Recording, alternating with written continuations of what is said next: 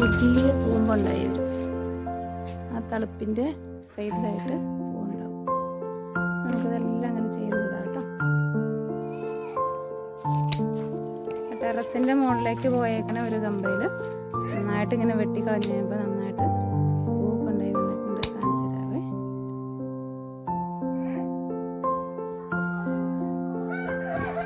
എന്താ കണ്ടോ, ഇതുപോലെ വെട്ടിയൊരുക്കിയിട്ടുണ്ട്. ഇനി ഇതിൽ പുതിയ തളുപ്പ് വന്നിട്ട് വേണം പൂവുണ്ടാകാൻ. അതുപോലെ നല്ല ഭംഗിയായിട്ട് തളുത്ത് നിന്ന് നമ്മൾ വെട്ടിക്കാനത്ത് എല്ലാവർക്കും സങ്കടം തോന്നുമായിരിക്കും. ഇനി ഈ ഇലകളെല്ലാം പറിച്ച് നമുക്ക് അതിൻ്റെ ചോട്ടിൽ തന്നെ വളമായിട്ട് ഇട്ട് കൊടുക്കാം.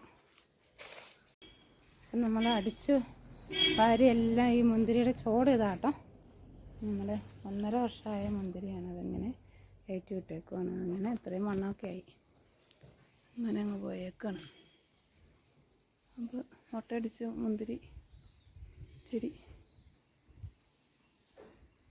എല്ലാ ദിവസവും നനച്ചു കൊടുക്കും കേട്ടോ. അപ്പോൾ അതിൻ്റെ ചുവട്ടിലേക്ക് നമ്മൾ അടിച്ച് വാരിയ ഇലകളെല്ലാം കട്ട് ചെയ്ത ഇലകളെല്ലാം ഇട്ടിട്ടുണ്ട്.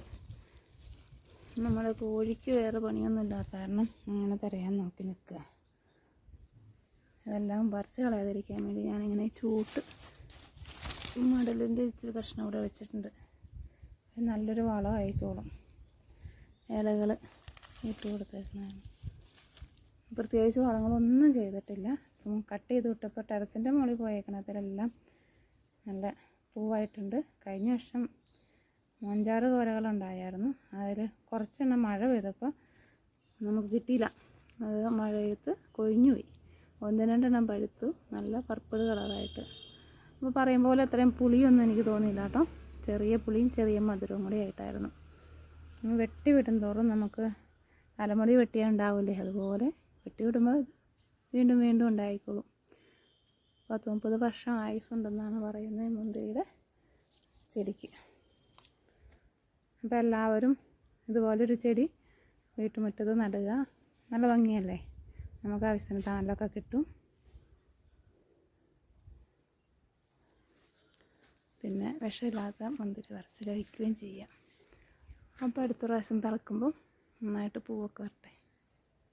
കഴിഞ്ഞ ആഴ്ചയിൽ വെട്ടിവിട്ടതിൽ പൂവുണ്ടായതാണ് കാണുന്നത്. അപ്പോൾ തളുപ്പ് കഴിഞ്ഞ പ്രാവശ്യം വെട്ടിവിട്ട അത്രയും ഭാഗം തളുത്തിട്ടുണ്ട്. കഴിഞ്ഞ ആഴ്ചയിലാട്ടോ ഞാൻ വെട്ടിവിട്ടത്. അത്രയും ഭാഗം തളുത്തിട്ട് പൂവുണ്ടായി തുടങ്ങിയിട്ടുണ്ട്.